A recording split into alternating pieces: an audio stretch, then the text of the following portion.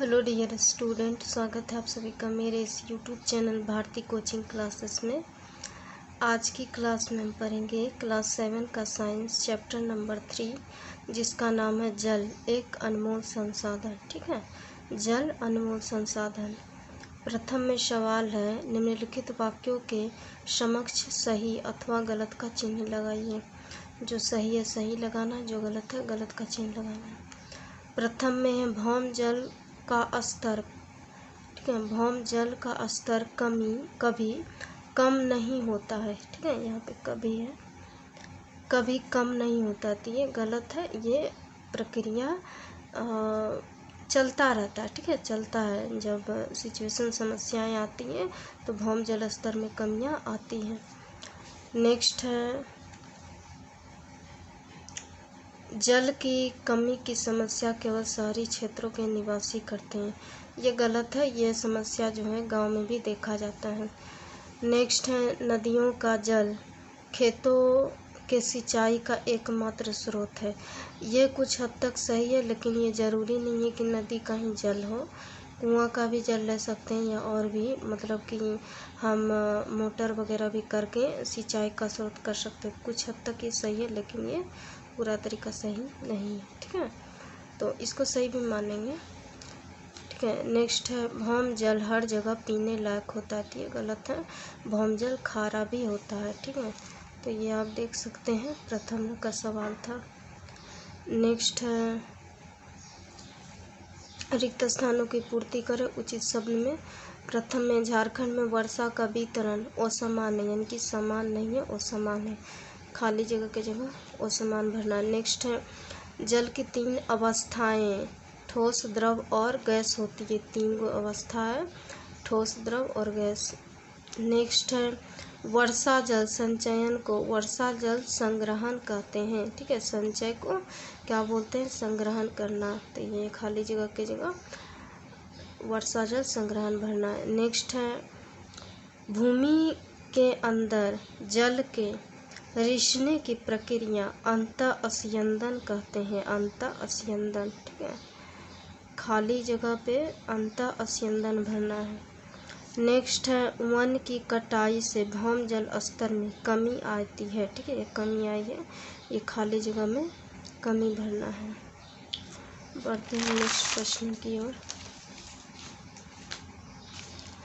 अगला है, सही के आगे सही उत्तर लगाइए। ठीक है, यानी आपको चूज करके लिखना है जो सही है।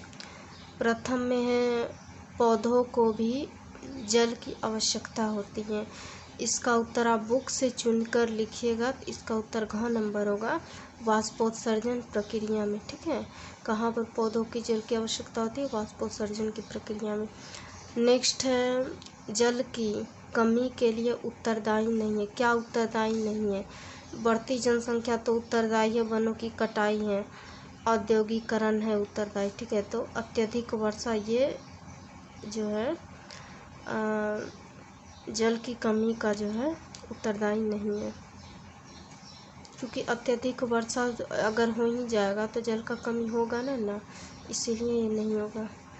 नेक्स्ट है, निम्नलिखित में से कौन सा द्रवीय अवस्था में नहीं पाया जाता है?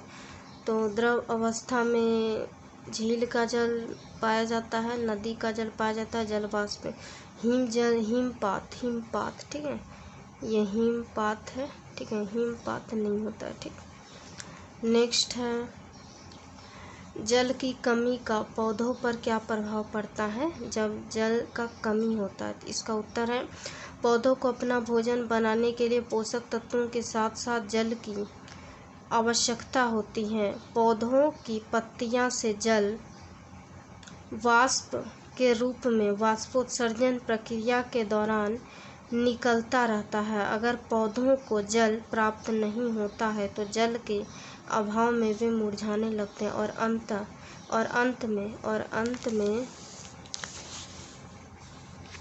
अंत में सूख के मर जाते हैं। इस प्रकार जल की कमी के कारण पौधों में समस्या उत्पन्न होती है। ठीक है, तो तो बताया गया है कि पौधों में जो है खनिज लवण के साथ साथ जल की बहुत आवश्यकता होती है।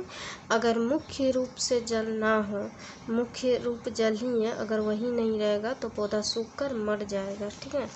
नेक्स्ट है, प्रकृति में भूमिगत जल के स्रोत का वर्णन कीजिए। इसका उत्तर है, भूमि के नीचे वाले सतही जल को भूमिगत जल कहते हैं। इसके ऊपरी सतह को भौम जल स्तर कहा जाता है। इसकी ऊंचाई अलग अलग स्थानों में भिन्न भिन्न होती है। चापानल तथा नलकूप द्वारा पानी इसी स्तर से निकाला जाता है। तो आपको ये बताया गया है कि स्रोत जो है कहाँ कहाँ पर है, नीचे में भी है और ऊपर में भी है, देख सकते हैं। नेक्स्ट है, दैनिक जीवन में जल का क्या महत्व है। ठीक है, तो इसका उत्तर है, जल का महत्व दैनिक जीवन में है। प्रथम में है, जल मनुष्यों, पौधों और जंतुओं के अस्तित्व तथा विकास के लिए आवश्यक है। अगर एक दिन जल के बिना ना रहे तो फिर मुश्किल है जीना। ठीक है, काफ़ी मुश्किल होता है जल ना हो, तो जल का महत्व है इसलिए। नेक्स्ट है, जल मनुष्यों को पीने, खाना बनाने, कपड़े धोने तथा अन्य घरेलू कार्यों के लिए उपयोग में लाया जाता है। नेक्स्ट है, जल सिंचाई का साधन होता है। इसके नेक्स्ट में है, जल से जल विद्युत बनाया जाता है। ये जो विद्युत जो हम लोग लाइट जो यूज करते हैं वो जल के द्वारा ही बनाया जाता है। तो आप देख सकते हैं कि जल का महत्व दैनिक जीवन में कहाँ कहाँ पर दर्शाया गया है, बताया गया है। ठीक है। नेक्स्ट प्रश्न है,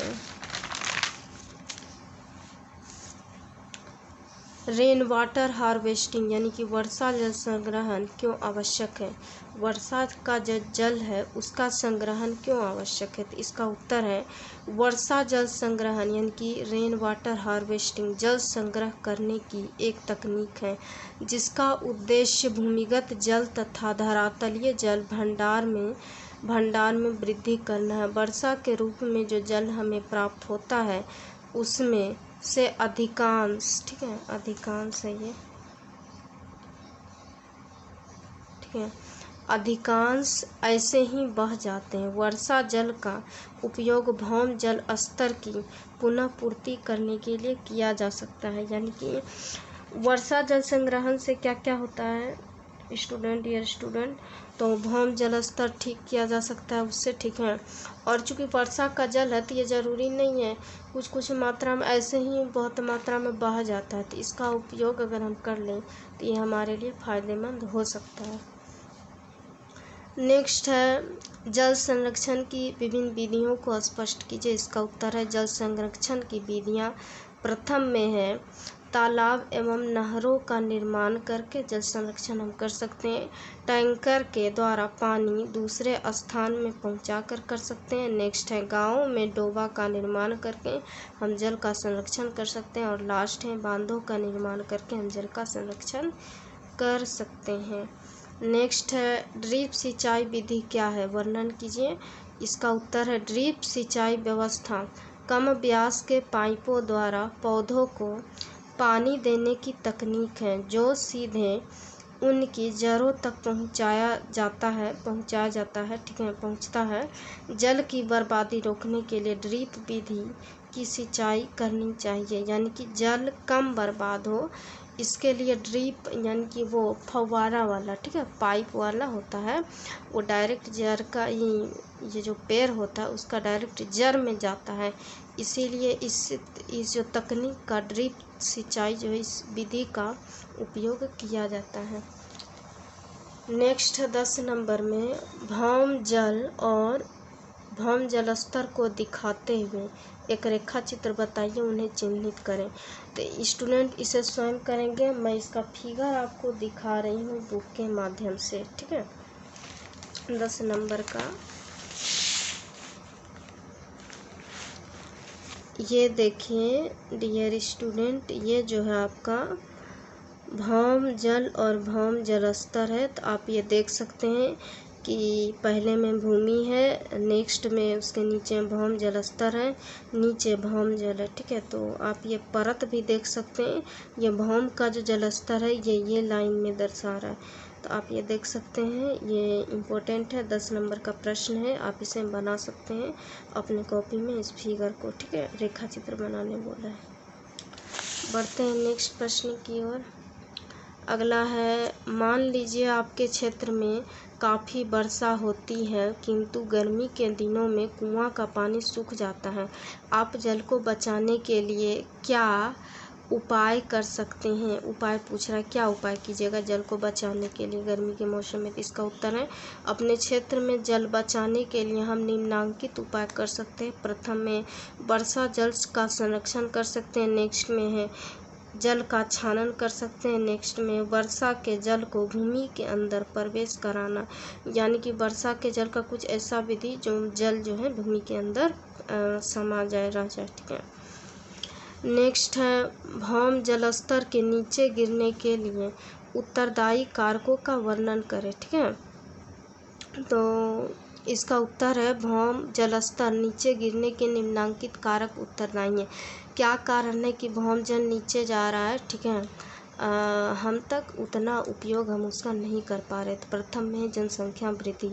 जनसंख्या बढ़ने से भवनों, दुकानों, कार्यालयों और सड़कों के निर्माण की मांग बढ़ रही है, जिससे कृषि हेतु भूमि, उद्यानों और खेल के मैदानों जैसे खुले क्षेत्रों में कमी आ जाती है। इसके कारण भूमि में वर्षा जल के अवस्रवण की दर कम हो जाती है। ठीक है, यानी जनसंख्या वृद्धि के कारण भी भौम का जल का जो स्तर है वो कमी आ जाती है उसमें। नेक्स्ट है, बढ़ते हुए उद्योग जो है तब फैक्ट्री बना रहा है, तो उसके कारण क्या होगा? यहाँ देखिए, जल का उपयोग सभी उद्योगों में किया जाता है। ठीक है, जिससे भूमि से निकाला जाता है। उद्योगों के बढ़ने से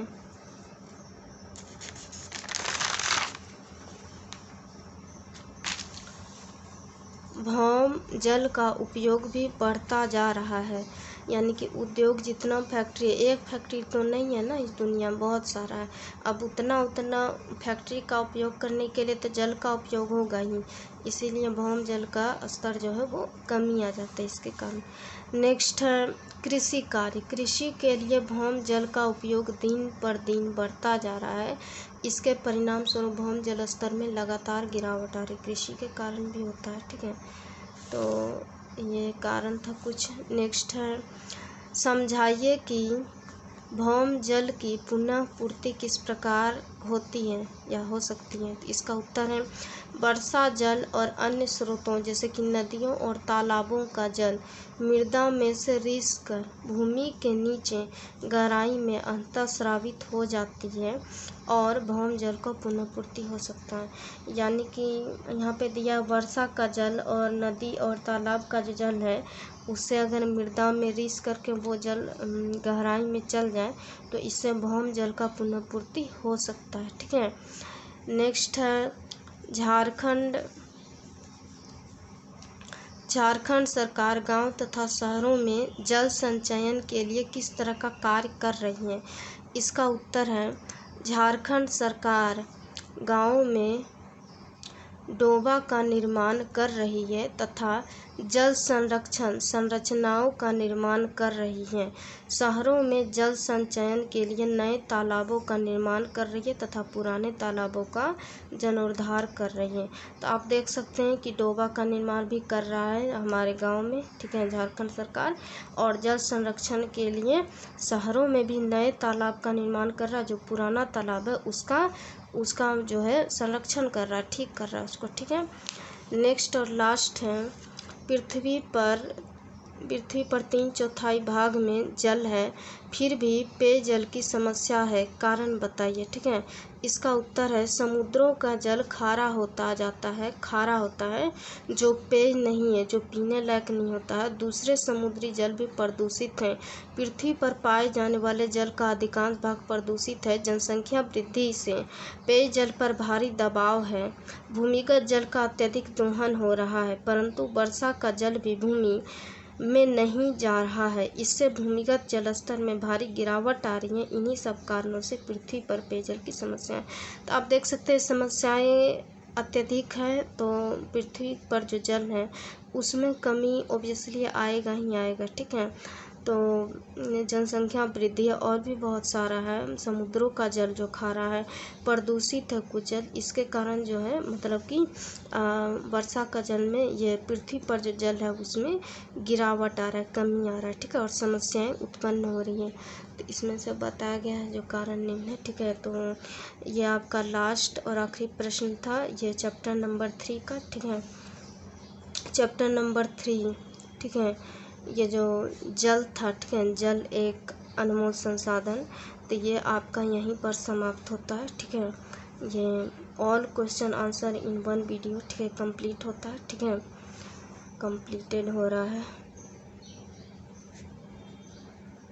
ठीक है, कंप्लीटेड हो रहा है। आगे नेक्स्ट वीडियो में हम आगे के चैप्टर को देखेंगे। तो प्रिय छात्रों, वीडियो कैसा लगा कमेंट करके अवश्य बताइए, पसंद आए तो लाइक बटन को अवश्य प्रेस कीजिएगा, ठीक है। इस चैनल को ज़्यादा से ज़्यादा अपने दोस्तों के साथ, ठीक है, शेयर कीजिएगा और हमारे इस चैनल भारती कोचिंग क्लासेस को सब्सक्राइब अवश्य कर लीजिएगा। धन्यवाद।